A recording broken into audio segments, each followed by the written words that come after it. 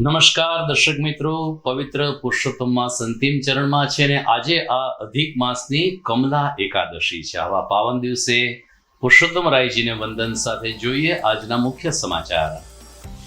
શહેરીજનો માટે વર્ષોથી સિટી બસ સેવા ખોરંભે પડી છે, ત્યારે શાસક ઈ બસની લોભામણી વાતો કરીને નગરજનોને મૂર્ખ બનાવે છે। વિપક્ષે માર્યો ટોણો। મોદી શાસનના 12 વર્ષની ઉજવણી અન્વયે ભૂતનાથ મહાદેવની મહાઆરતી ઉતારી ભાજપ અગ્રણીઓએ પીએમને વધુ સમર્થ બનાવવા કરી પ્રાર્થના।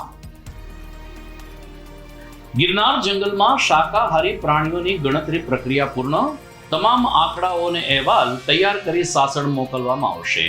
સંખ્યાની સત્તાવાર જાહેરાત બાકી। અને પવિત્ર પુરુષોત્તમ માસની એકાદશીએ મહિલા સત્સંગ મંડળનો ગોપીભાવ પરાકાષ્ઠાએ। ઠેર ઠેર મંડળ પૂરણ, સત્સંગ અને ભોગ દર્શનના થયા આયોજનો।